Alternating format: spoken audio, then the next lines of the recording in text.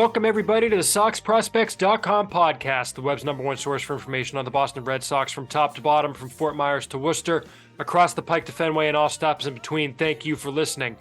My name is Chris Hatfield. I'm the executive editor of Sox Prospects, and I'm joined, as always, in this year-end edition of the show by our director of scouting, Ian Kundle. Ian, it is our last episode of the year.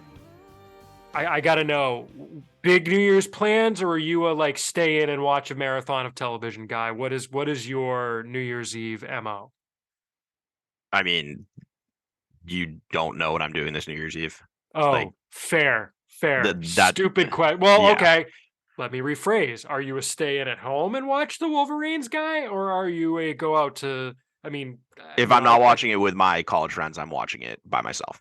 Okay. Are you the type that's throwing things and no, but I don't like being with people who don't watch football the same way I do. It's very snobbish, and I know it, but it is what it is. My wife is not dissimilar. I'll if I was with my friends from college, or who obviously been through a lot in Michigan with the Wolverines when we were there. Yeah, that's fine. That's one thing. Or if I was going to the game, different story, obviously. Mm-hmm. But if I'm watching a game like that, I'm not going to a bar in Boston just with random people, or even with people who aren't Michigan fans that I'm friends with. No, mm-hmm. I will watch the game in the comfort of my home with the sound on and in the same seat I always sit in for big games like this. All right, fair enough. Well, good luck to you and the Wolverines this weekend. I will definitely be watching, because my darling wife, the college football nut, has told me that we are watching college football this New Year's Eve. So that's what we'll be doing. That works for me. But anyways, that game will shape the rest of my evening. So yeah, of course. Of course, because we don't need to go any further, but that game will shape my mood for probably the whole year, realistically. I was going to say, I may or may not. If we don't record for there might not be another episode in 2023. Yeah. At any rate, well, if you want to support the show, you can rate and review us on iTunes, Apple Podcasts, Spotify, Stitcher, wherever it is that you listen. You can support us on patreon.com/SoxProspects, making a pledge per episode, getting some neat perks out of the deal. And of course, you can send your emails to podcast@SoxProspects.com, because we want to talk about what you all want to hear about. Ian, let's dive into the news since the last episode. Not a whole lot happening over the holiday break. The only big transactions really, or the only news we really need to talk about, is the Red Sox signing Corey Kluber after Nathan Eovaldi signed with the Texas Rangers. A situation where I think it was very clear that, at least in the recent history, like the last week or two, that Nathan Eovaldi was their first choice for the rotation. First choice not signing Andrew Heaney, I think. Yeah, I think Eflin was their first choice. Eflin, well, yeah, I guess Eflin. It's unclear, but Eflin, it seems Heaney, that Eflin, Heaney, and Eovaldi were their top choices for the rotation. Yep. And all of them, obviously. Well, Eflin and Heaney both turned down money to pitch at home. Yeah. And I guess Eovaldi from Texas. Eovaldi's from Texas. So I guess maybe the same thing. So all four of those pitchers signed with teams to play near home. Yeah, because apparently that's what's happening. And warmer weather too. Well, no, Kluber. No, I'm not talking about Kluber. No, that's why I said the four. Oh, sorry. Yes. Yeah, because Kluber lives in Massachusetts. Yes, sorry. I was just thinking the other three, but yeah. No, but yeah, the other three were all warmer weather. And then there's this whole thing now about the millionaires tax. Yeah, I'll be honest, I completely forgot that was a thing. And then one of the reporters, I think, brought it up to Kike Hernandez, and he was like, "Oh, wait, what? I better get on the phone with my accountant." And yeah, I missed that. Yeah, he apparently didn't realize either. So, I mean, but the thing is, New York has the same thing, and they still get free agents. The Dodgers have the same thing. It's as long as your owners are willing to spend, it's not a problem. But yeah, right now the Red Sox are in a weird position where it's unclear what the plan is spending wise. So, I mean, look, the Red Sox offering the same it's not like the millionaires tax makes the Red Sox have to kick in $3 million. No, it's like a couple $100,000 a year.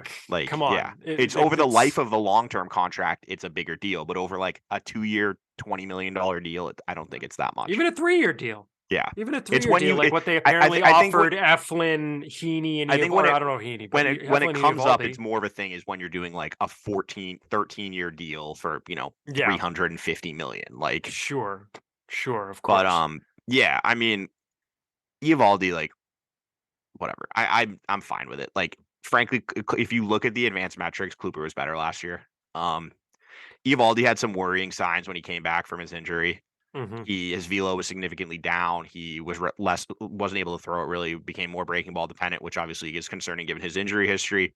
He gave up a ton of hard contact last year. I think he gave up 20 home runs last year, and that was in how many innings did he throw last year? Maybe like 80 innings. I'm trying to bring it up here. Was it that few? I thought it would have been Um, closer to 100. it probably was. That was a I'm complete. Yeah, it was guessing 100. though. He gave up 20 home runs in 109 innings last year. Yeah. Okay. And 21 home runs. Sorry, the year before he gave up 15 in 182 innings. Yeah. That's a red flag to me when you're just giving up a ton of hard contact like that. And he's gonna be 33 years old. Like, I would have taken him back on a 2-year deal, like kind of like the one he took with Texas, but I guess the Red Sox offered him 3 years and he didn't. He passed on that. So I think I he mean, has I more. almost wonder if the third year was like one of these fake Yeah, we third don't know. years that Yeah, extends the but I AAV. mean, if you look at like Eovaldi's Statcast page, like it's a lot of blue, a lot of dark blue, which is not a good thing usually. Mm-hmm. But I think his ceiling is higher than Kluber, whereas I think Kluber is fine. Like, the deal's fine. It's what 1 year for 11 million with or 10 million with 2 million in easily obtainable incentives, and then a club option, team option, I Club think option. Yep. for For 11 million or 11 something. with So more it's like the incentives. max is like 224, I think. It's Yeah. fine. Like, Kluber is a solid. He's not the Corey Kluber that we remember from a few years ago when he was a Cy Young contender. These days, he's more like a 4, I think. Would you say Well, that's fair? Maybe a I mean, 3? so I mean, here's the thing: is he was a great pitcher through 2018 Yeah. with the Indians, or then Indians, now Guardians. Yeah. 2019 gets hurt Yeah. and is 20. basically not healthy again until last year. Yeah. Like And last year, 19, but 20, and 21, he barely pitches. I In was 21, surprised. he Did you know throws he 80, threw like 80 innings. he threw like 160 innings last year? 164. Yeah, he Yeah. threw 164 innings last year, which was the first time he was over 80 since 2018. Yeah. And before you say, well, the 2020 season was shortened, he threw 1 inning in 2020. Yeah. Um, But yeah, no, yeah. it's like it's interesting. He's kind of like remade himself as a pitcher. Like, he's become reliant on his cutter now. Like, he threw Mm-hmm. last year, he threw 34% cutters. Back when his peak in like 2017, 2018, he was in like the 20% fastball and or sinker, whatever you want to call it, usage has plummeted. Mm-hmm. Um, Changeup is down. So he's like a cutter, curveball, sinker guy, but he gets a bunch of chases, limits hard contact, doesn't walk anyone, which is obviously a good thing. Um, Yep. but yeah, I mean, I think it's like in a vacuum, it's a solid depth signing, but I don't think it helps what the Red Sox needed, which is they needed help, someone who has front of the rotation or not. That's hard to find, but someone who you can see pitching as like a 2 at least, or Yeah. at least a low end 2, high end 3. And I think he's just more like another, he's like a low end 3, 4 type. But And like, they just oh, go ahead. that's their entire rotation right now, unless someone like Bayo or Whitlock or Sale's healthy and back to what he was, 3, 4 Mm-hmm. years ago. And that's, I think, my biggest concern is like there's just their rotation has so many questions in it. Like, if you told me that 3 guys threw over 160 innings next year, I'd believe it. If you told me one did, I would also believe it. If you told Like, me none did, I'd believe it. I'm giving Pavetta the benefit of the doubt because like he seems reliable enough that I mean, But his numbers were so bad within the division. yeah, but he's still but like I'm fine with him as my number 5 starter.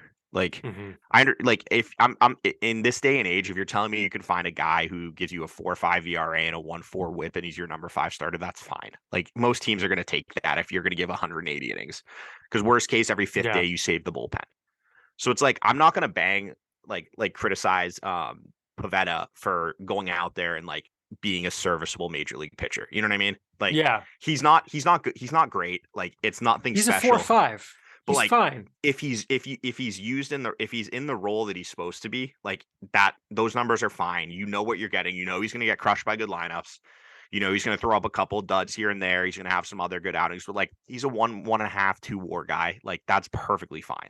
In a given 10 start stretch, he's going to throw a gem or two, a dud or two, and and a like bunch of it's going to be like a bell curve, a bunch like, of 6 inning, like 4-run, 5 innings, 3 runs outings. Yeah. Like, but that's why like I feel pretty good that if he's healthy, he's going to give you 160, 170, 180 innings. Like that's just kind of the guy he is now. But the rest of the guys, I have no clue. Like Whitlock, who knows? I mean, I like him in the rotation. I'm excited to see what he can do, but he's not going to be able to handle a full workload. He threw 78 innings last year, threw 78 the year before. Brian Bayo threw the most innings of his career last year, and it was about like 145 ish. Obviously, Paxton's thrown like 2 innings in the last 3 years or 2 years. Sale, same thing. Like it's just a ton of question marks, and it's just a weird roster construction because I really like what they've done with the bullpen. I think they've created what has the potential to be a very good bullpen. Yeah, with Jansen, Martin, Schreiber, maybe Houck, Rodriguez. Yeah. I mean, Houck. So we'll talk about we'll Houck get in to a the minute. impact on that in a bit. Yeah.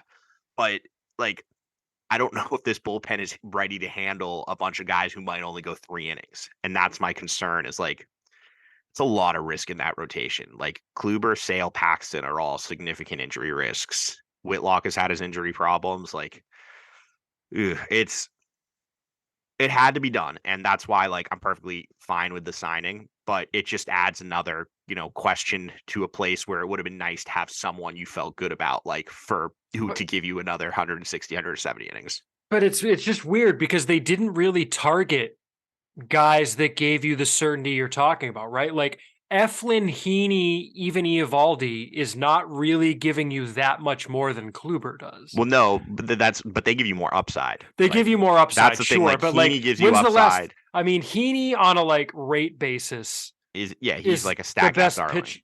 Yeah, and it's like, yeah, well, there's that, but it's all. What I also mean is that like when he's healthy and pitching, he's great. He's just, I mean, let me see. I'm trying to pull up his career innings numbers. Like he just doesn't pitch. He's always hurt. Let's see here. All right, yeah. Last year he threw 72 innings. Why are his stats taking so long to load? Please load now. Stats. Here we go. Oh, yeah. 2022, 72 innings. 2021, 129 innings. 2020, 66, which is, I think, basically a full season for 2020. 2019, 95 innings. 2018, he threw 180 innings. That's his career high by 50 innings. Yeah. Like, he's just never been healthy. Right. He's got 2 healthy seasons, and one of them was one that the season was shortened. Yeah. So that's my point. Yeah. I don't know. I think the problem is that this year's the only real starters you felt good about giving you significant innings all had the QO attached to them, and the Red Sox obviously aren't giving out a QO because of the punishments that would be levied on them with the draft picks and the international money, which we'll get to. Or do you want to get to it now? Because they were over the tax. So it was pretty clear, like there was no chance they were signing a QO free agent this offseason. And so that, that eliminated, like Chris Bassett would have been perfect, but Bassett was exactly that's the certainty what they needed, but you're not doing that. So, or even if you want to make the split, when you miss out on Bogarts and you say, screw it, we're pivoting to Rodon and we're just going to make this a pitching heavy team. QO. But so, I mean, under the circumstances and given what was left, I think it's a fine signing and I think the money's fine. Mm-hmm. Like Tyler Anderson got 3 years, $13 million. 3 years, 39 million, you mean? Yeah, 13 a year. Sorry. 13 a year. Yeah. So like Kluber for 10, I think is like, that's, or there was one other one I was thinking that was like one of the other like older, it wasn't DeSclafani, but it's like an Anthony. Oh, it was Sean Manaea got like 225, like, 222-ish, 23-ish max for Kluber's fine. Mm-hmm. And of course they got the team option, and worst case, you know what, if he's good and the team's bad, it's a very tradable contract. Like, you flip him at the deadline for something. Which is of course what we said about like, the Waka contract. So, well, he's still unsigned though, so I don't think they were out. Interesting. I would not be surprised if there just wasn't that much interest in him. Yeah, that's true.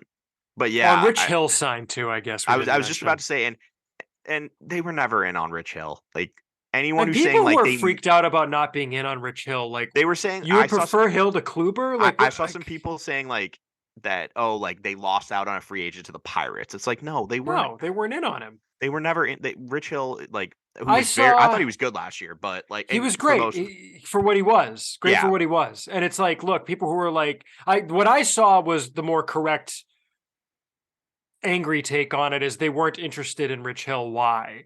And it's like, well, look at the roster. Okay, even if you're one of the folks that wants to keep Whitlock in the bullpen, you're running Sale, Kluber, Paxton, Pivetta, Bayo in the rotation. Now, like, how does Hill fit in? Like, you don't tell me you wanted Hill more than Kluber, because that's bonkers. Like, you just sign him as a sixth starter and like hope he's okay with piggybacking, which he probably wouldn't have been. Like, those were questions you would have had to answer. Hill didn't fit as soon as Paxton came back. Like as soon as Paxton opted in. Yes, like because that's the Hill spot. That's the Hill spot. Like, and frankly, I'd rather have Paxton. Yeah, Paxton's way more upside. Way more upside, and that's a heck of a contract now. By the way, I'm floored that he opted in. Like, well, I'm sure he's regretting it now. Like, you're telling me he couldn't get more than $4 million on the open market? There's zero. Oh, chance. He would have gotten. I would have guessed 8, probably. Yeah, like the only explanation I've come up with is that he liked the rehab group and thought they were making good progress here and wanted to continue. That's the only thing I can come up with, because otherwise, financially, it does not make any. And he's obviously he misread the market. Yeah, it's possible he misread the market because I mean, look, if you look at what the free agent market was the last 2 years, which granted, the key difference being that it was before the CBA got signed, right? Yeah. But yeah, I mean, well, no, because he's a Boris guy. Never mind. So that ain't it. Well, that's the other part that doesn't. Yeah, I don't know. Anyway, it's weird. But let's go back to the offseason. The in season stuff we were just talking about. The trade deadline and talk about Eovaldi and what they get and don't get for him now. Okay. Do you want to set the table? You're the one who had the tweet, man. You know better than me. Yeah. So I'll do it. The Red Sox, as compensation for losing Xander Bogaerts and Nathan Eovaldi in free agency, receive picks 122 and 123 in next year's draft. 132 and 133. Thank you. Okay. I don't think that's fine. Isn't there one more QO free agent out there? No? Eovaldi was the last one. That was it. Okay. Mm-hmm. Yep. Eovaldi was the last one. If the Red Sox had stayed under the competitive balance tax, they would have received, I think, picks 70 and 71 instead. Which not only are you picking earlier, it's a difference of about $1 million in draft pool money. Yeah, it's about $500K per pick. $500K per pick difference. Yeah. I think teams do not think about that kind of thing as much as we think they do. But that said, they do think about it enough that they should have, at the deadline, in their heart of hearts, realized, I mean, look, even if you think this team, and this is why you said at the deadline, you would have given JD Martinez a way to get under the CBT. Like the trade would be JD Martinez to get under the CBT. I would have traded him for cash or a player, which is not about paying the tax. Screw paying the tax. They probably paid less than $1 million in tax. I don't care about the tax in terms of just the money the ownership has to pay. My issue with paying it last year is it cost them the ability to go out and sign a qualifying offer free agent because not the ability. The difference. Here's the difference. The difference was. Can I just say what the difference was first? The difference is if they were under the CBT, they would have given up a second round pick and $500,000 in international free agent money. Isn't it a third? It's a 2. It's a third if you receive. If you're a revenue sharing team. If you receive revenue sharing, which is silly. This whole system is very dumb. Like. Mm-hmm. And I understand why the owners like it. I don't get why. I mean, it's kind of interesting to me the players didn't fight harder to get rid of it. Well, did you see what there is in the CBA now, which I think has only really come – it got mentioned at the time, but it's come to light more in recent days because they're finally starting to, I think, get some of the CBA done, is there's language now that rewards teams for growing their local revenues. So what, like getting out of revenue sharing? Yeah, well, I don't know if it's literally getting out of revenue sharing, but it's like you actually get rewarded for investing in the team. It's not necessarily requiring a salary floor, but it's like doing things to draw more money. Oh, interesting. You get Did not know that. rewarded. Yeah. Yeah. So that's good language for the players that's in the CBA that kind Because of like gets to that. this just seems like something that would have been good to get rid of. And the reason obviously the owners don't want to get rid of it is, well, Oh, I'm sure you're never certain going to get rid of it. well, certain owners probably do want to get rid of it, but the Oh, owners of the sure, small sure. market teams don't want to. No, of course not. I personally why not just change the system so that teams get rewarded with picks, but no one loses picks?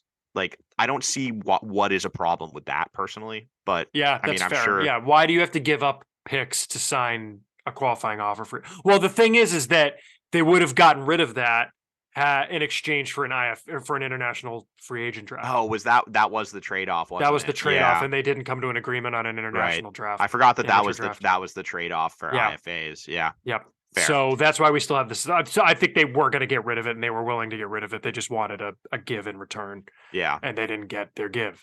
Mm-hmm. But yeah, I mean, it's the system is what it is, and so the Red Sox, by going over the CBT, also had to give up a 5th round pick if they signed a qualifying offer free agent. Which, yes, it's just a 5th round pick, but you're also losing that pick's money. It's a second pick, and they also would have lost another $500,000 in international free agent cap money, which is not nothing.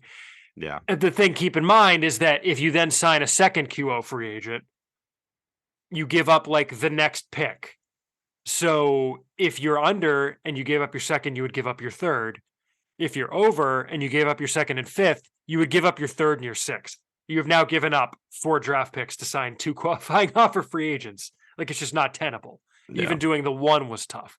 So yeah, that's why they were never going to sign a qualifying offer. Well, and it's also though $1 million of international money for the higher tax versus 500,000 if you're. That's what I was saying. You're giving up an extra 500K by going over. Yeah. So there's those penalties, and then there's what you're giving up in your compensation that you get in return when one of your guys signs elsewhere. And they had to have known, look at the trade deadline. They had 4 QO candidates. There was the certainty in Bogarts, and then there was like, likely one or both of Eovaldi and Waka, and like JD Martinez gets hot at the end of the year. Maybe you give him one. See, that's what's weird to me though, is like, I don't think there was any chance JD was getting the QO even at the deadline. Like, well, even at if that he got point, hot. no, probably. But it's one of those things where it's based on reputation, and if he really you were losing him for nothing in the offseason. By trading him, you would get better draft picks if those guys left. You would have less penalties if you signed. There were so many reasons to trade him, and they didn't. And it's just like, I just don't get it. And I think that if you could ask them what is one thing they really regret from the season, I think the front office would say that is one of their biggest mistakes of the season. No question. And it's for a team that is so detail oriented and really like is trying to maximize value at every corner. It's a disappointing mistake to make. It's something that should not happen. And like, I understand if maybe you were trying to take a run or anything, but like JD Martinez wasn't good at that point in the season. He had been bad for a while. Like, I didn't think you had already made the decision by trading Vasquez that you're breaking up the team. So if you were worried about the clubhouse PR, like, that was down the drain when you traded Vasquez. So it's like, I never understood what the benefit of like keeping JD Martinez was at that. And I got keeping Waka because you needed pitching. Like, their pitching staff was in bad shape at that point. Same with Eovaldi. Also, Waka had just come back off of the IL. Right. Like, and like, who knows what you're going to get need for pitching. him. But like, it's bad. And we're seeing like people who, it's a little thing, but that's, the difference. Picking 70th, that's where you can get Roman Anthony, Blaze Jordan, someone like that, versus picking in the 130s is when you're down at like Chase Meredith, Noah Dean, like Meadroth. Yeah. Meadroth. Yeah. Sorry. That's fine. Which, I mean, who knows what those guys are? That was a bad example, but like, that's just point is like, pick 130. So Chase Meadroth was pick 129 this year. The slot for that pick is 461,000. Roman Anthony was pick 79. It's 820. Obviously, it scales up higher than that. So that's a substantial difference in bonus money and player talent. And if they had 2 extra picks in the 7 in that round, that would have given them so much more flexibility going into next year's draft. And That's just a missed opportunity. At the time of the trade deadline, JD Martinez was hitting 288. His OPS was 813. Fine. DH only. He didn't play the field at all this past season. In the previous half month, Ian, so from July 13th to August 1st, that's 12 games. He was 5 for 44. Yeah, he had been really bad. And like he Granted, had with 11 strikeouts, I mean the average on balls in play was 147. But I think he was really good. I want to say in May when they all were good. Obviously, that was like the Red Sox. That was that good month. Mm-hmm. But I'm pretty sure at the end of May he had an OPS of 988. But yeah, like in June, and it had been declined since. In June, he had a 713 OPS. He was 232, 319, 394. In July, he had a 599 OPS. So How he about had not been June good. 18th through August 1st. Yeah. Okay, month and a half. Hitting 186 with a 520 OPS. So that was my point. And I think for that month and a half. Like if you trade him, you're telling me you couldn't find someone like that to replace his production, the production he was giving you at DH, not peak JD Martinez, but what you were getting from him at the time, who was making the minimum. Like, dude, you definitely could have. And that's trade him and DH Dahlbeck, right? And bring Casas up. Like it's not good. That was a swing and a miss. And they're paying for it. Like that's instead they were playing JD Martinez to swing and miss. That was a little too far. But it's just. Yeah, and it's done. What's done is done now. It's a bad beat. But I think it definitely changed how they approach this offseason. And now it's, kind of taking as a granular look at like the rest of the team. Like with the Kluber signing there, I think like around 216 million salary committed. Yeah, they're not going to get close to. They're not going over the CBT this year, and they shouldn't. They 100% should not go over. No. Oh God, no, not for this. So they're going to reset it this year, whereas they could have reset it after last year.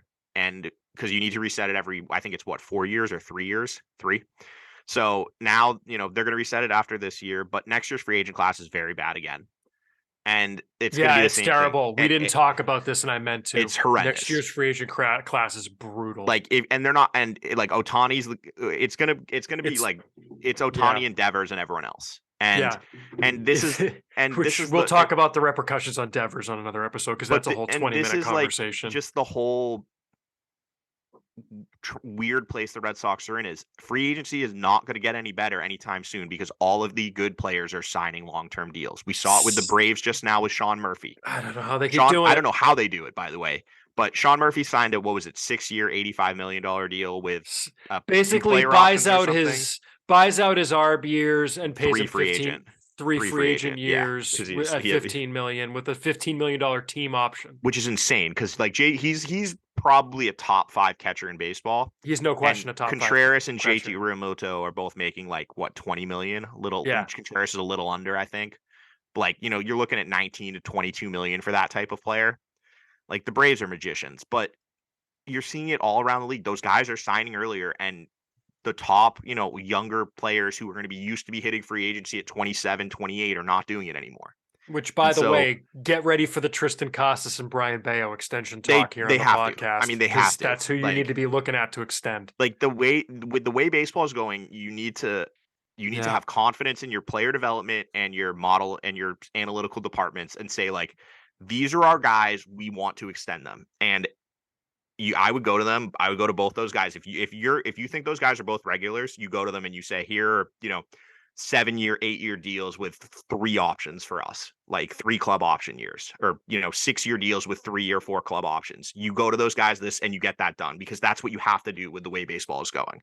Otherwise, you're going to be caught like the Red Sox are now, where Betts is gone, Bogaerts is gone, and Devers is 1 year away from walking away as a free agent. And I don't know when the Devers discussion is going to be. I think we can devote a whole episode to that in January when things get quiet because that's going to be. There's some truths. Look, we had an episode last year where we talked about some truths about the Bogaerts situation. They have to sign or trade him.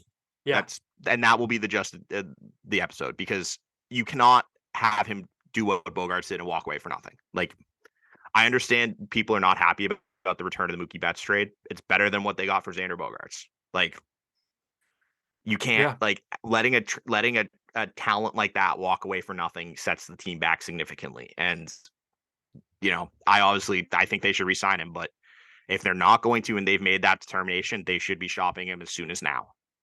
Mm-hmm. And yeah, but anyway, we'll get into that more later. But we will. It's going to be interesting. I think that what's left, would you say just a middle infielder or a center fielder? I think it's the one up the middle player. Regular, one more regular up the middle player, and I think that might be it. I could see them getting one more bench player. Because I think it depends on what you do with Dahlbeck. Because I'm guessing they're trying to trade him. I'm guessing there might not be much interest. But he just doesn't really fit with this team at all. And so I don't know what they do. And I guess doesn't fit. So am I crazy here? Is there a non-zero chance he gets DFA'd? Dahlbeck? Yeah. Because they have. I think it's remote. There's got to be someone who gives. There's two moves that have to be made for Turner. Well, so that's what I was going to say. Is this is probably a good transition? Is that they still need to make 2 40-man roster spots for Justin Turner and Corey Kluber? Yeah. The list of candidates to remove from the 40-man roster, if we're talking about from the bottom, is probably some combination of Ryan Brazier, Josh Taylor, Bobby Dahlbeck, Caleb Ort, Darwinzon Hernandez. I think that's probably about it. Not in that order necessarily. Seabold, maybe Kelly. Well, and that's what I was saying is we were talking about it, and it's like you've got a Dahlbeck trade, you've got maybe a Connor Seabold trade because you look at that AAA rotation. There's too many guys. Yeah, it's got Winkowski, Mata, Walter, Murphy, Seabold, Santos, and we've got Carter Crawford in the MLB bullpen. It's very possible he starts in AAA and they want him stretched out. Mm-hmm. They have one guy too many. I mean, but Santos doesn't matter. Do they? Santos doesn't matter, and you can start him in AA. My point more is that you don't need 5 AAA starters who are all legit. Well, this goes back to what we've talked about before, balancing the 40-man. They don't have a middle infielder. They don't have a middle infield depth. Well, I mean, Hamilton can play second at least. So I would say I'm not putting David. If someone gets hurt in May, who is MLB depth? You're saying then? Okay, yeah. I'm just trying to clarify what you're making. They don't have a person I'd be comfortable calling up to if Trevor Story got hurt in May, or whoever they signed to play shortstop does. Oh, did Jeter Downs get claimed by the Nationals? Yeah, since that the happened last episode. That's right. They DFA'd him. That's the other thing we need. We talked about him getting DFA'd, but yeah. Yeah. But as Nico Goodrum, they signed Nico Goodrum. Is that the guy? Ugh. I think Nico Goodrum would be we're comfortable calling him up to play him at short for 2 weeks and then DFA him. He could be like Yolmer Sanchez last year. Yeah, you call him up and then DFA. And that might be the route they go. And that's how they keep the 40-man like it is. But and maybe they hope at some point you've got Don Rafaela, who'll probably almost certainly start the year in AAA. Is where I'm at this point. Yeah. I think there's a slight possibility he's pushed down to Portland, but I doubt it. Mm-hmm. Is he ready to be the backup by mid-year? Because there's also, if you look at center field, after Kike Hernandez on the roster right now, and Mike was making this point in the Slack this morning, you've got Rob Refsnyder, I guess, because I'm not playing Verdugo in center. Yeah, I barely want to play him in right. Last year, what's that? I don't think Refsnyder played center field. I think he did in AAA. I don't know. I don't think he did in the majors because they were playing Jarren Duran out there, which I hope we're done with the Jarren Duran center field experience in major leagues. Hopefully. He played 14 games in center. Oh, no, he did. He played 17 games, and I don't remember that at all. He played 17. The majors? Yeah. Yeah. So, okay. So I guess he's probably the backup center fielder. He's the backup center fielder, and he can play a game out there, but it's again, they need one more up the middle guy, so maybe that's someone that plays center rather than middle infielder, and your A lineup has Story and Kike in the middle infield, which I find myself talking myself into. Well, I think I do too, because I think there are better options at the outfield available via the trade market, and I think we should mention this too. One team you can cross off is the Diamondbacks. They made their trade. They traded Dalton Varsho to the Blue Jays for Gabriel Moreno, and it's a hell of a return. Yeah, the Red Sox were not coming close to that because if they would have had to trade. That's basically you're trading Marcelo Meyer, Tristan Casas, Brian Bayo for him, and they weren't doing that. And plus Lourdes Gurriel, who's like wasn't he a 2-win player a couple years ago? He would be like including not Verdugo, but like, I mean, he's been over 100 OPS plus for his entire big league career, including last year. Like, he's not a. I just don't even know who they include. They don't really have Gurriel. a piece like that because that's not a zero piece. Like, that's a legitimately valuable player. Yeah, he's like a 1 to 2 WAR guy. He was 1 WAR last year, 1.8 the year before, 1 the year before, 1.8 the year before. Like, yeah, it's like a slightly worse Verdugo, because I think of Verdugo as like a 1.5 to 2 win. It's guy. Verdugo last year, wasn't he? Like a 1 It's Verdugo. No, last year I think he eventually got up to 1.5. Oh, did he? Okay, because he was fine in the second half. Like, I mean, he's been 1.8. Like, that's like a legitimate piece. So it's like they weren't doing that, and that frees up their roster to the point where, unless I don't think they'd trade another one. So that team's out. So it's like, I mean, what's left? Like Brian Reynolds, I don't think they'd be willing to give up what that would take. Maybe Trent Grisham was the name that Padres beat writers floated as being, available, put out in potential trades. Maybe there's something they could work with like a Houck Grisham swap there, because the Padres could use another pitcher. Maybe there's something they could figure something out with that.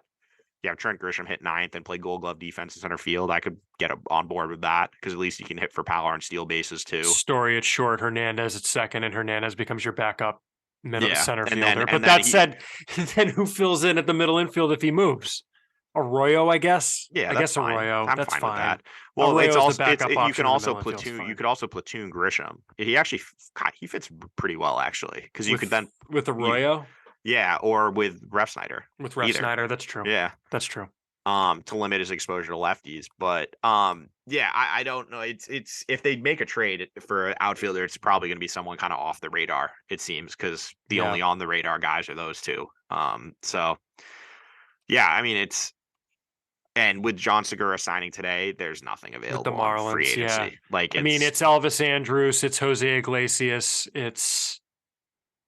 who else is still out there? I mean, that's basically that's it. Trading for Miguel Rojas, Jerickson Profar, who's a left fielder now. Yeah, so, yeah. I mean, it's trading for Miguel Rojas from the Marlins.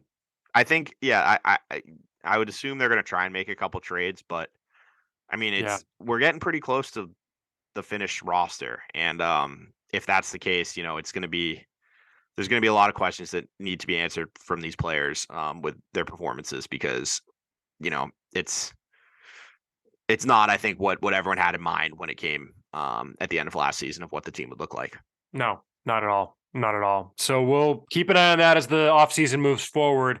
Ian, let's transition into May turn. We're going to see how long this goes. Continuing our season in review with low/mid minors hitters. We'll see what we wind up calling it. But we in a prior episode, which I think was like 3 episodes ago, looked at the high minors hitters 2022 season in review, moving a little bit lower to, the A-ball teams. Maybe we'll work in some complex league stuff, or maybe we'll save that, because there's really a lot of meat on the bone here, Ian. I think this is probably where the system is deepest.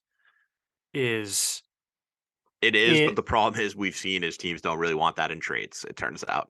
Yeah, I think a lot of these guys need one more year before they're more attractive to teams in trades. You want to be able to get, it seems like, like the guys who you can be like MLB starters, not pitching wise, but just like can be a starting caliber player. Mm-hmm. You need to have multiple like high, like close to big league ready prospects involved, and I think that's one thing where the Red Sox are in kind of like a weird place, where they have some of those guys, but they're all high enough end that they don't want to trade them, like Bayo, Casas, etc.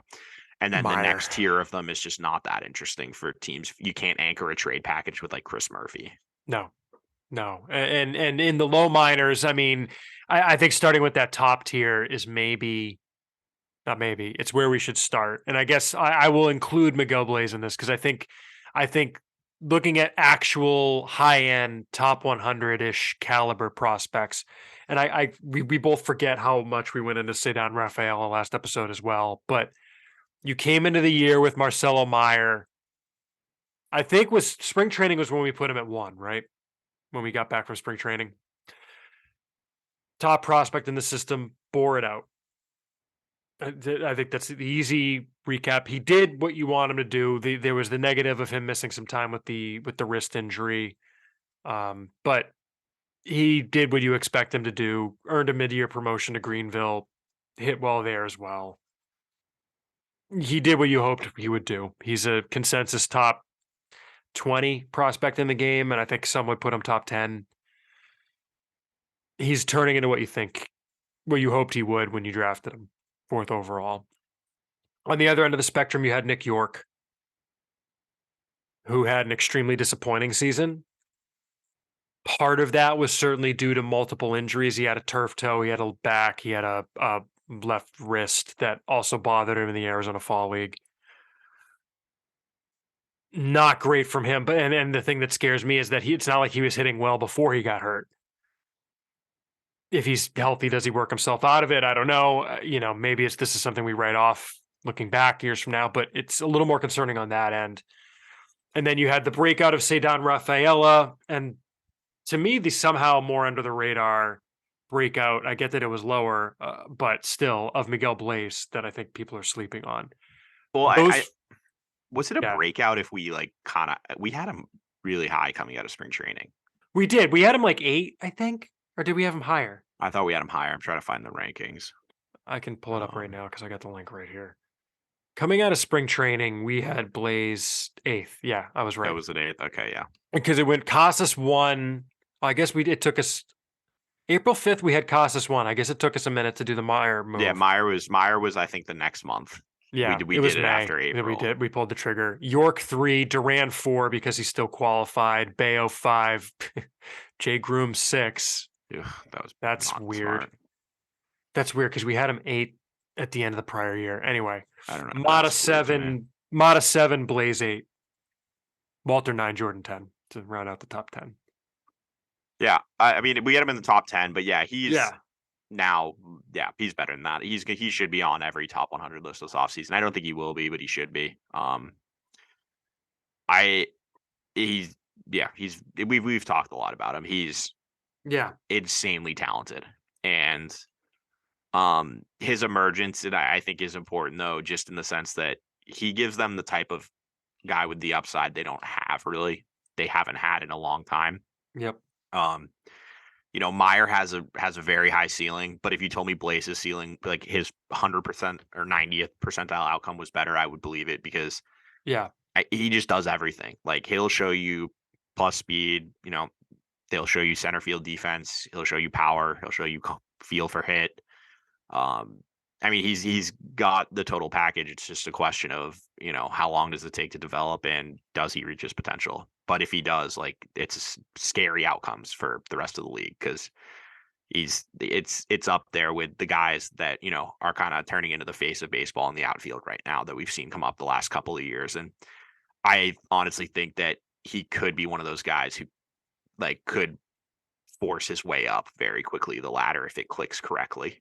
I'm not saying it's going to, but I think that the raw skills are there, and I think he's already showing enough feel where, I understand he's had some struggles with breaking balls, like off speed stuff, which is fine, but his chase numbers are okay.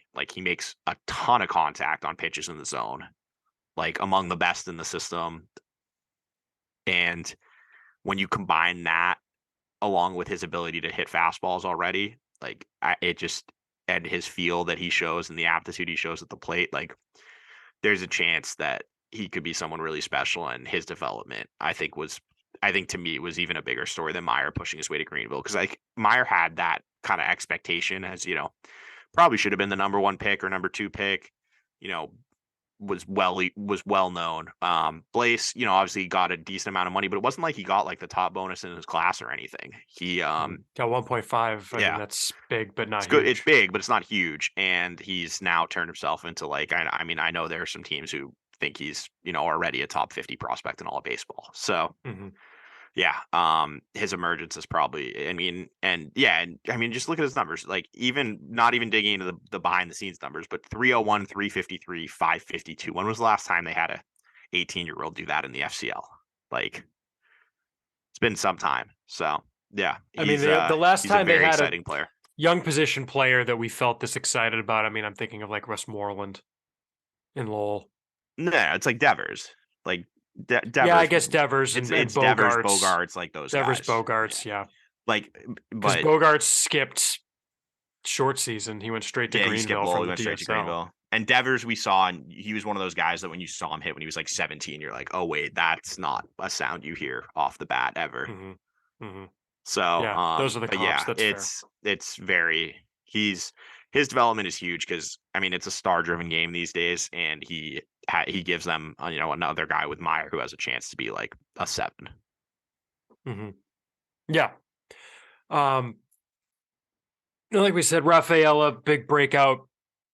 Looks like a potential premier defensive player. If we'll see what it turns into at the plate, and York, we'll see what he does this year. I think from there, Ian, it turns into this next tier of guys that they have. Again, it's mostly infielders. I don't think they have a ton in the outfield necessarily, other than Blaze. But it's this tier of mostly infielders that's the Briner Bonacy, Edinson Paulino, Blaze Jordan, and then, at the level below them, I guess a little bit ahead of that group, maybe the head of that group would be Mikey Romero, the first round pick this year. You do have an outfielder in Roman Anthony, but then you get that FCL crew of like John Frank Salazar, Abram Liendo, Luis Ravello, etc. They have a lot of depth there. And I think this is the year that you just kind of look at, is anyone going to start to break out from that group? We saw that a little bit with Edinson Paulino this year. I think Romero and Roman Anthony had really good kind of in very small samples. Their metrics looked really good. But is anyone else going to take, I guess, we'll call that Nick York leap, which, and with what happened this past year, maybe doesn't mean what it did at this time in 2021. But are any of these guys going to break out such that they have that trade value, or such that they even just, keep progressing such that they're one level closer to the majors and have more trade value next offseason, or might be a guy to fill in a role at the major league level?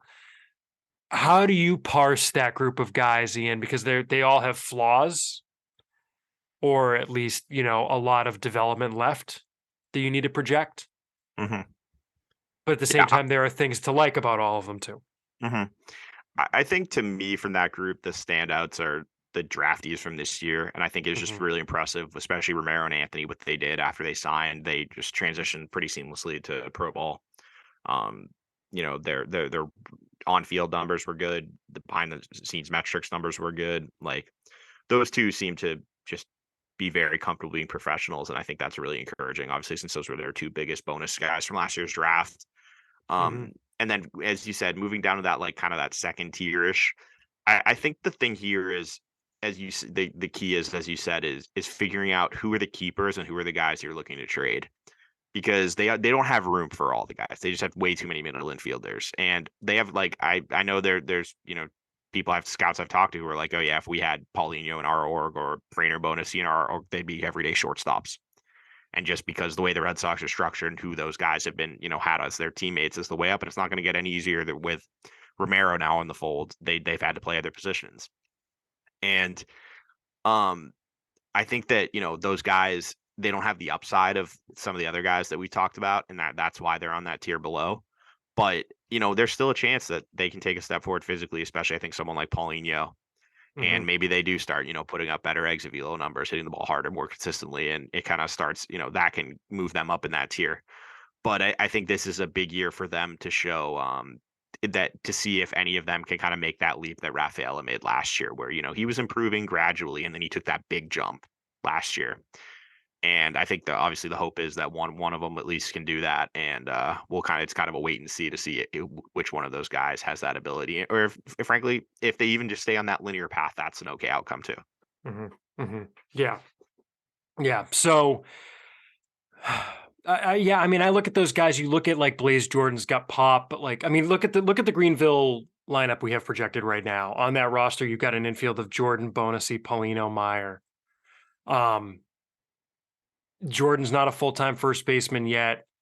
Paulino's getting time in the outfield. Like, it's just tough to get all those guys reps where they need to get reps to continue to improve. The Salem roster, we're projecting Luis Ravello currently, and when we say guys on the bench, we don't mean they're not going to play, but like Luis Ravello was probably the most impressive guy based on reports we heard that they had an extended spring training, got an injury at the end and never really quite hit in the Florida Complex League when it started. And you wonder how much of that is just never really recovering from I think it was a finger or a wrist injury or something that he had. It was hand. It was a hand. It was like a fractured wrist or broken wrist or something. It was something with his wrist. But it's like you've got on that roster Abram Liendo, John Frank Salazar, Mikey Romero, Luis Ravello. I mean, they were going to try John Frank Salazar at catcher during the fall performance program to kind of see how it looked, which I think was in part to try and relieve some of that pressure. Yeah, I mean, kind of like what they did with Daniel McKelvey when he was drafted. It would be interesting to see if they try that in spring training. I personally would. I like Salazar. I'd be interested to see what he can do. Yeah. Behind the plate. Is there another route to the majors? Well, it's just as we kind of talked about a lot, the bar for catchers is so low, and they just don't have a lot of catching depth in the organization. So if they can, kind of make their own, that's a pretty good outcome. So 100%. It'll 100%. Be interesting to see what they do with him next year for sure. And then it's also kind of interesting. I guess we might as well kind of tap into it a little bit. It's also a pretty deep hitting class coming stateside from the DSL. You have guys like Fraley Encarnacion was a high bonus guy who played well last year, had dealt a little bit with injuries, but he'll come stateside. But they also had guys we heard got really good reports on, like Marvin Alcantara, who's a shortstop. Armando Sierra's first base only, but he was their best hitter down there. There were a few guys that we got really good reports on coming stateside that the FCL is going to be loaded with guys. Again, there's a full roster on our FCL projection before adding draftees, which is kind of bonkers. I'm really, a couple of draftees that were really interesting high school position players last year in Cutter Coffee, who was drafted between Romero and Anthony. I think he was, that's more of a, working with bonuses and cap money type thing. Anthony he got like 1.9. He got overslot too, though. Yeah, he got overslot, but I think he didn't get 1.9. He got 1.1. He got 1.8. No, he got 1.8. Okay. He got one. His slot was 1.9. He got 1.847. Got it. Okay. Got it. Yeah. So Anthony, so he was slightly, Coffee was slightly under slot, but like still got a mil, still got 1.8. So that's not second nothing. Round money. Yeah. I mean, that's second round money.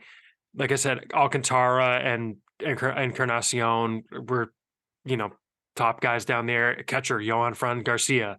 Brooks Brannon was the other draftee I was going to mention. So they've got a lot of guys that are interesting down there too. And again, some of it's just the cream's going to rise and some of it isn't. Like, for example, last year at this time, we were talking about, this crop of outfielders that was matriculating up in like, Eduardo Lopez, Eduardo Vaughn, Miguel Ugueto, and none of them really broke out. Not in the same vein, but like when you have a guy like Eduardo Vaughn who was interesting, but then like gets demoted to the FCL, I think Miguel Ugueto we knew was smoke and mirrors though. No. On him. Fair. No, that's a fair point. Yeah, I was just saying that was the group of guys. Lopez and Vaughn were ahead of him. I get it. Yeah. Fair I still point. Kind of like Lopez, but he's just never healthy. So who knows? He's never. I mean, there were years when we were like, "Oh, Brian Gonzalez has all kinds of pop." So there's a lot. Again, the error bars for these guys are, breaks out into a top 40-ish prospect to gets demoted. In the system. In the system. Yes. Well, I think it's the first kind of like checkpoint. Like if you're is the stateside jump, can you handle that? Okay, once you handle the stateside jump, then it's can you handle full season jump? Then it's like, okay, can you handle the jump to AA? Like it's the first checkpoint along the way. And I think, as you said, this is kind of where some people get weeded out and you see who rises and who falls. And then you go from there. And then, we do it all again next year when they make that jump to Salem. Then we do it in a couple of years when they make the jump to Portland. And it's interesting because it's always fun seeing, the guys we haven't seen that much of. We've only heard reports on and kind of like the Miguel Blaze was the example of that. We had heard about good things about him from the DSL, but it's one of those things that when you see it on the field, it's just like, holy moly, like this is insane. And I think I might put up some video of when this podcast goes up of Miguel Blaze hitting in spring training just to remind people of what we're talking about. Yeah. But like you can see it like Blaze is one. And then you like the contrast for me of that is like, you see some other guys that maybe have put up good numbers in the DSL and you're like, that's not great. So yeah, it's going to be fun to see those guys, and I think that they've got a deep group. It's just a question of who is going to establish themselves, as you said, as like a consensus top 40 guy in the system, and which other guys are more just like the low minors depth that a lot of those guys turn into, because at the end of the day, like it's an inexact science. Like not all of them are going to make it. Mm-hmm. So it's just kind of figuring this is the first kind of point where we start to weed out that first crew. And yeah. Mm-hmm. How about this? To close the segment, Ian, give me two guys who we currently have projected for Greenville and below. Exclude Blaze. We've talked about him plenty. Exclude Meyer, obviously.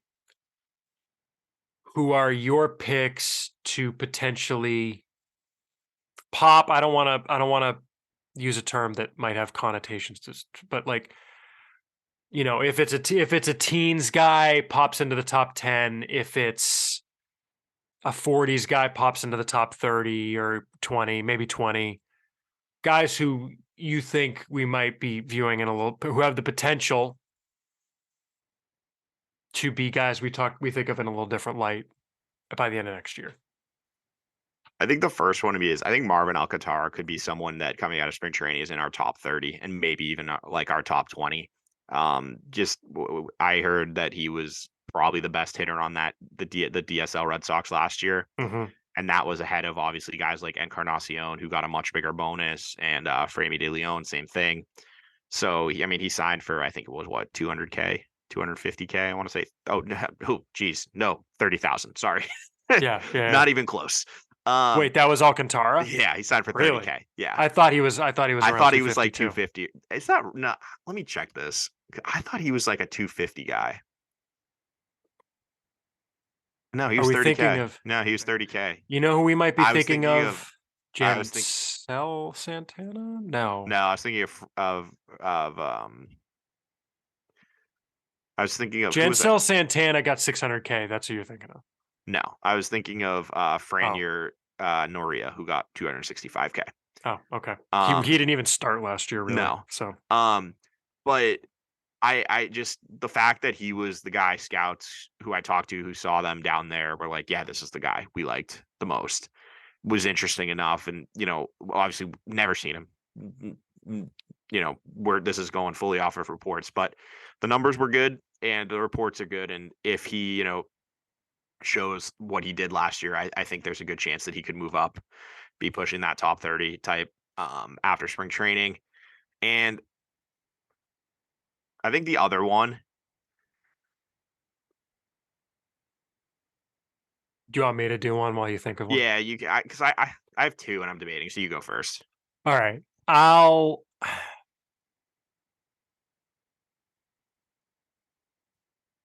I have no really good reason for picking him, but I want to pick a guy who we haven't even mentioned yet, and Alan Castro, who was really good in the complex league last year. He hit 279, 355, 451 at age 19. Yeah. A guy who signed in 2019 and is like we've talked about that class of guys. This is the class of guys who really got hurt by the cancellation of the 2020 season. Well, there's like scouts like legit call them like the COVID year guys. Like they're the guys who they missed their first year pro. Like he's like a COVID first year or COVID second year guy, because you have to, because it's like it explains a lot that, oh, he's a 19-year-old like in the FCL. Why? Oh, wait, that makes sense. He had missed a year. No age 17 season. And it's funny because then in his age 18 season in the DSL, the numbers don't stand out to you because it's a 232 average, but a 335 on base and a 421 slugging. So you look at those ISO numbers, right? Moves up to the FCL and it starts to look a little better. Gets that late season call up to Salem, potentially in part because Blaze was hurt. Although he probably would have he might have gone up anyway. It's just a matter of, number of bodies because Juan Chacon went up too. There were a number of them that went up.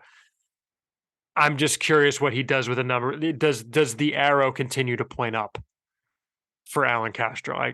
We've got a report on him. He's a switch hitter, which puts a little more pressure on the development in that he's got to learn to hit from two sides of the plate instead of one. Well, But there's above average he's a raw there. pretty sizable platoon splits guy too. Yeah. So does he keep hitting switch? Does he punt on one side? Who knows? Yeah, he's much better right-handed. Yeah. So I like the Castro pick. That's a good one. Mm-hmm. I think Ravello probably would be the other guy. Luis Ravello. Yeah, that's a good one. I liked him at shortstop last year. I actually know there's some people who didn't think they liked him at shortstop, but think he might outgrow it. And that's the wild card is he's probably the guy of this crew who has the most like frame projection. I don't know what he's listed. I was just actually about to bring it up, but yeah, he's listed at like 6. He's not 190, but he's listed at 6'1", 190. I would guess he's probably like more like 6'2", 170. Mm-hmm. And it's just like that long limbed, like athletic frame that you could see filling out and becoming a power hitter at third base. But Yeah. I like his actions at shortstop right now. I think he's got a really good arm. And I think that the injury kind of slowed him down a little bit last year and what could have been kind of like the start of a breakout. And so I'm interested to see what he does next year. And hopefully if he comes into camp healthy, kind of see what he does from there because, it's there's he checks a lot of the boxes that I look for when I'm identifying like the low level guys that I'm interested in following in terms of potential skill sets. And so, especially if he's got a high defensive floor, which I think there's a chance for. Mm-hmm. Yeah, no question. The second guy I'll take is a guy who was kind of intriguing. I heard good things about him coming out of the 2021 draft. Kind of nondescript, really didn't play a whole lot, I don't think, in 2021. Is Daniel McElveny, who was almost kind of drafted without a position. It was just kind of, it was almost like, when you in college, we were talking college football at the beginning of the show, college football recruiting, when you recruit an athlete and he goes to the school and you don't know what position he's going to play, he just comes Oh, in. yeah. NCAA 14 athletes were glitchy. Exactly. You could just sign like 10 of them and they'd all be quarterbacks or wide receivers or free safeties and be really good. Right. So best video game ever, by the way, other than MVPO 5. But continue. But yes, I mean, he gets drafted in 2021. He plays 9 games. During the offseason, moves the catcher. And last year hit in the Florida Complex League, granted in just 21 games, 250, 400, 438. But you look at the numbers, I mean, does not chase out of the zone. Had issues with off speed and spin, but hit velocity pretty good. Pretty good. Exit velo was okay. Platoon splits not too bad. I'm wondering what another year of no longer learning a new position. Maybe now a little more used to catching, can focus a little more on the offensive side of things. Another year of growth. We've got him listed at 6 feet, 190. Another year in the weight room in the off season. I want to see what that looks like. And again, it's one of those like he might come in and have a 600 OPS, and we're not talking about him in a year, but he might come in and show the ability to hit and go up to Salem and look really good in his second full year in the system. He's a guy I'm going to have my eye on who's, a little off the radar. I think he's hovering around like 60-ish for us right now. Not consistently even ranked, but I could see him popping into maybe top 40, maybe pushing top 30, depending on how he goes next year. Especially a catcher. That's the thing. If he can actually catch, and if he can actually catch and he can hit, it's so low. And I think John Frank Salazar, the same criteria applies to him. Sure, like advanced approach, like positional versatility. But if they're trying him a catcher and he can actually do it, becomes pretty interesting. Mm-hmm. For sure. All right. Well, that I think that'll wrap up our season in review series. Again, if you've got questions about any of the stuff we've talked about in any of these segments, make sure you hit us up at podcast@soxprospects.com. And that's, I think, a good segment, Ian, to go into our emails. Our first email this week comes from John. He's got 3 questions. He doesn't expect us to answer them all. Maybe just pick the one we like the best. Maybe we'll just attack them lightning round style. And if we really want to go in on one, we can, Ian. But the first question is, how would you compare the prospects the Brewers got for Hunter Renfroe to the prospects the Red Sox got for him, David Hamilton and Alex Binelas? Do you have that one off the top of your head? Because I need to look up who they even got because this was a while ago. It was a bunch of MLB like 40-man pitchers that are mostly Oh, all it was like relievers. Mike Mayer. No, is Jansen Junk, Elvis Peguero, and Jansen Adam Junk. Seminaris. Like at the time, like all those guys, I think I remember we talked about it at the time, but if you went on Fangraphs, they're all like 40s. Like, Yeah, we did talk about it. That's right. Like I mean, it's different. Like it's comparing apples to oranges because it's three, like Seminaris is the Brewer system has actually already been updated. So perfect. Let's take a look at Fangraphs because I think they go the most detailed when it comes to the prospect lists. So Seminaris they have at 29 as a middle reliever. What was the Junk they have at 17th as like a 40, so starting pitcher depth. And who was the other one? The other one was Peguero. What's his face? Peguero. He didn't make the list. Okay. So I mean, it's not that great. Like Hamilton we have is Hamilton's a 40 for me. Yeah. Ellis is probably a 35 right now. So it's pretty comparable. I would say maybe it's like because they got one more prospect, slightly better, but keep in mind too, I mean, not it's also there's no impact players in either deal. No, that's a comparison where what the team thinks about guys is going to matter a lot more.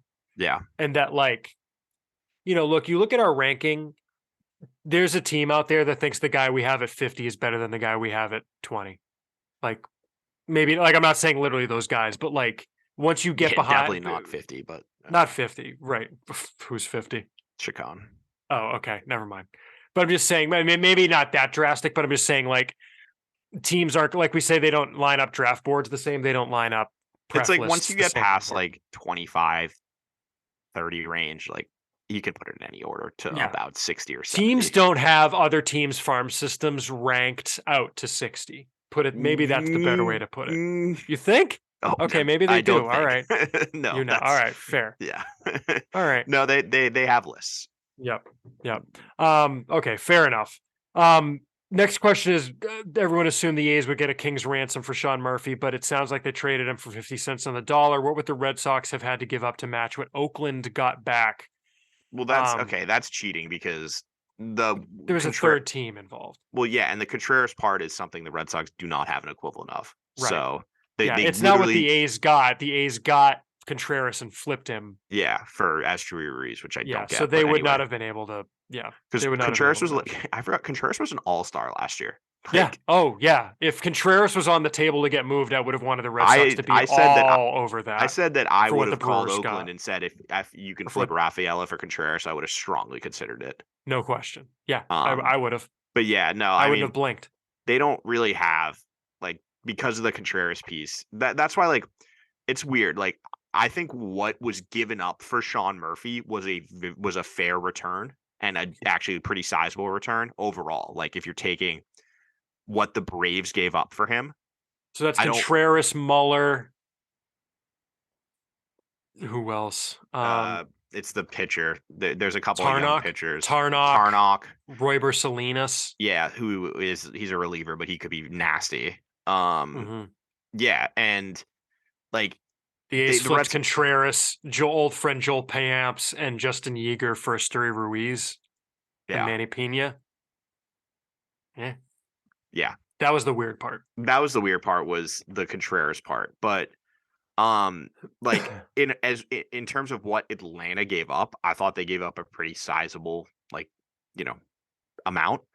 Mm-hmm. But yeah, the Red Sox could they have equivalents. Salinas is not Perales, but maybe Wickelman. Tarnock is an athletic, close to MLB ready guy. Better Murphy. Yeah. No, not yeah. Yeah, better than that, but more athletic. And Kyle Muller's Brian Mata, I guess. I don't know. Something like that. That's yeah. Maybe it's pretty similar. Big stuff, control issues, injured. Yeah. Yeah. But they could it's the Contreras part that they don't really have a great match for. Yeah. All right. Let's move on to the next email. The next email is from our podcast supporter, Nicholas Staropoli, who says, "Hey guys, I've seen a lot of talk about how the Sox are targeting low strikeout hitters. Turner and Yoshida come to mind. I feel like this is a general movement in the game in the last few years too. I'm wondering how much of that is tied to the end of the shift. I guess I'm thinking with the shift, ground balls were converted into more outs. So a strikeout is the same or better in some cases than a ground ball. But now at the end of the shift, does that bring a lot of value to those kind of hitters? Or is the trend to high contact, low strikeout hitters being driven by something else? Thanks for answering. I mean, that could be part of it. I think, honestly, with the Red Sox, I think what it is, it's less low strikeout guys and more just like different kinds of hitters, because for the last couple of years, they've had this lineup of guys who are super aggressive is Yeah. really the bigger change I'm seeing. And they're adding guys that work counts more, take more pitches, you know, are getting deeper into counts and waiting for their pitch. Whereas they just had this hyper aggressive up and down the lineup thing where you were getting through the lineup once in 30 pitches. Well, and I don't know if it's That was the bigger thing to me. I don't know if it's necessary. Yeah, the low strikeouts. I think it's more just being more selective and Right. working deeper counts. Like Costas is going to strike out a decent amount, but he's still also going to see he's going to work counts 4+ pitches every at bat probably. Like Yoshida won't strike out. He's obviously a different story. And Turner doesn't. I don't think he really strikes out either. He had what? Let's see. Turner had 89 strikeouts and 532 PAs last year. So he walks a decent amount. I think it's just more the on base aspect of it is what they're looking for. They want guys who are going to get on base because I think they recognize that their pathway to being even like a team that contends for the wild card is going to be pitching, defense, and getting on base. They're not going to hit a ton of home runs. Other than Story and Devers, is there a guy you could comfortably project for more than 20 home runs in the starting lineup? I don't think so. Like Casas probably gets there if he plays the full season, but other than Story and Devers, there's no one I would say 100% certainty is getting 20 home runs. So the way they're going to have to win games is going to be low scoring, 3-2, 4-2, 5-3, like games like that. And the best way to do that, if you don't have home run hitters, is getting guys on base and, just clawing across those runs with contact and on base skills. And I think that's kind of the way the team build is for right now. Our next question is from Andrew. It's about Rafael Devers. So let's punt that to the episode where we have the Devers discussion, Ian. So our next question is from Brody, who says, "Hey, Chris and Ian, hope you guys had a great holiday season. I know there are still moves to be made, but is there a scenario where, say, Don Rafaela gets forced up early due to the lack of outfield defense on the roster?" And that's looking at a lineup that has Verdugo in right and Yoshida in left with the signing of Turner primarily. Ian, my thought on this is not forced up as a regular, but I could see a scenario. I could see him making his debut mid-season. I don't know what kind of role that would he's be not in. the type of player you want to rush. No. Because of his defense. Like you need to have someone who can do that while he figures it out at the plate. Because as good as his defense is, there's some real red flags at the plate that need to be ironed out. And this is not to say that he can't fix them. He's obviously made big improvements already, but like the chase rate and I think it's telling that like the Red Sox are even talking about it publicly that they know he needs to work on this stuff. Yeah. Oh yeah. And these are the type of things that are not going to get better facing better pitching. If he's not ready, like you're not going to be like, hey, let's, you're struggling to hit breaking balls in Double-A or you're chasing, 40 breaking balls in Double-A. Let's put you up in the majors and see what happens. Like that's not a good idea with him. So, I mean, if he's ready offensively, I think that's going to be the key checkpoint for him more so than the defense. And if he's forced up because of his defense, then I think that's more a reflection on like roster construction being not handled very well than him, being ready to handle it. And I mean, for everyone who's like, well, if his defense is ready, then like, you'll get the value on defense. Like I ask, how did you feel about Jackie Bradley when he wasn't hitting? Like, were people thrilled? Like, oh, but his defense, like, no, you wanted to get him the hell out of the lineup. So, our final question, Ian, comes from Ryan in Maine, who says, and this is about Rafaela again. He asks, is the front office considering giving him the chance to play himself onto the opening day roster? No chance. I don't think that happens. It says they aren't seriously considering Kike as more than an emergency shortstop at this stage in his career, are they? I guess what I'm trying to say is I'm very confused as to why Jose Iglesias isn't already under contract. They're probably waiting out. Like I could see Jose Iglesias them signing him to like a minor league deal, like right before camp if he doesn't have a team. The minor league deal that it's the Travis Shaw contract. They'll like play your way onto the roster. Yeah, it's the Travis Shaw or like Hansel Robles signed technically a minor league deal. Like that, maybe they're just trying to see where. Yeah, like you're not actually going like it's the minor league deal with the opt out 3 days before the end of spring training, where you've got to tell him if he made the major league team or not, right? Where he's in camp, he's not on the 40-man roster yet. We're going to take a look. It's a tryout. It's a spring training tryout. Yeah. To make the major league club. You're not going to go to AAA unless we all agree, like something happens and we agree that you should, or like you get hurt. We're going to move your opt out. Why do I feel like that's going to happen regardless of if they make a trade or not?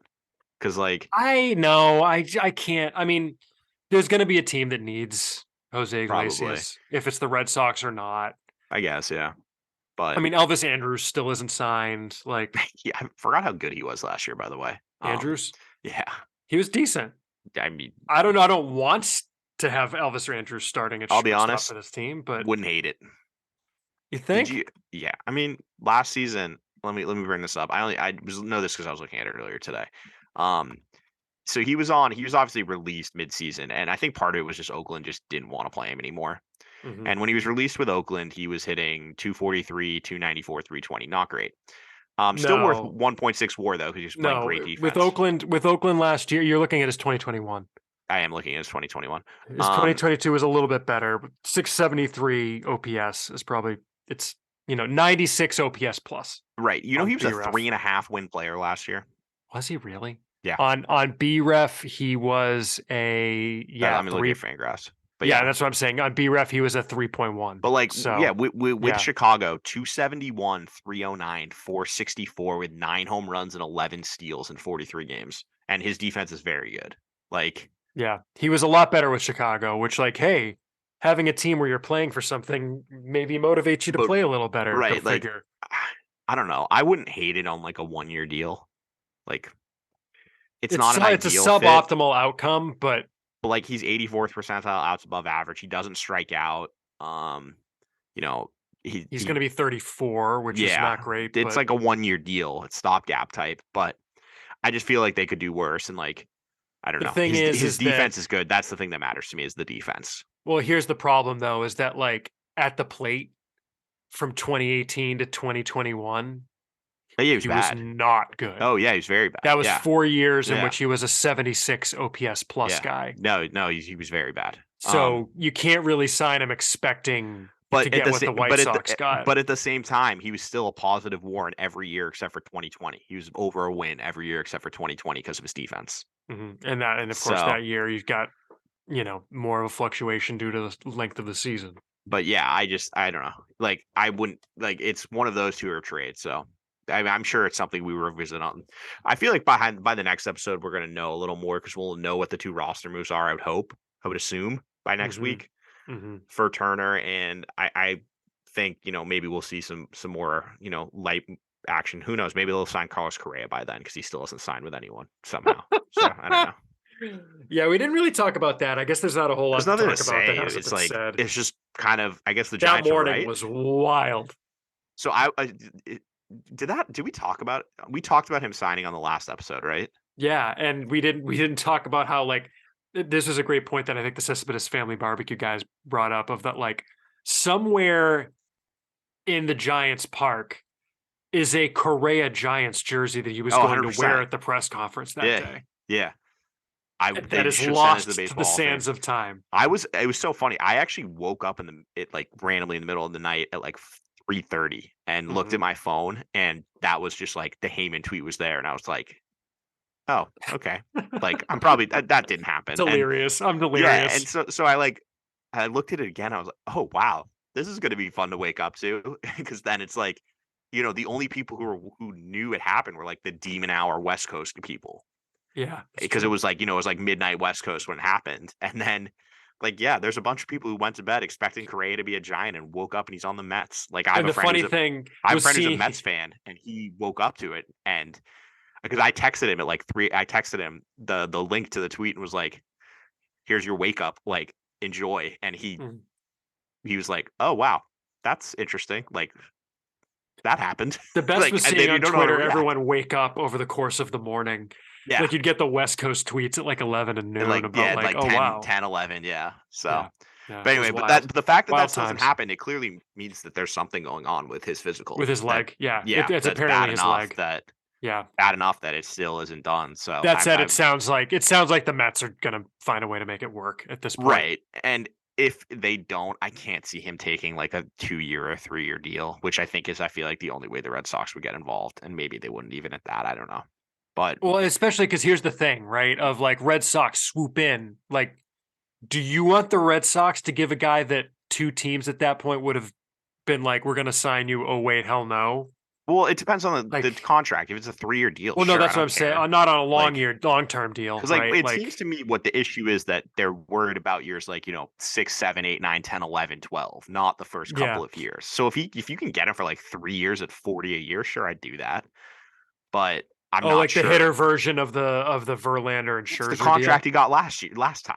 Right, Like, give just the maybe exact same without contract. the stupid opt-outs. Yeah, but I don't like. I can't see Boris going from a 12-year, No. $300 million deal Well, to a 3-year deal. Well, the point of the contract last year was so that Boris could get the full commission. Let's be frank here. Yeah. Probably. I mean, good for him though. I mean, imagine being that like good at your job. Did you see the numbers? Like, I think it was before the Correa contract. He made $1 billion in contracts. No, but he made 60 million in commission this offseason. And that was like before like Gallo signed for 12 Maybe I million. should go be an agent. Maybe you should. I think that's a good way to end, by the way. Yeah. All right.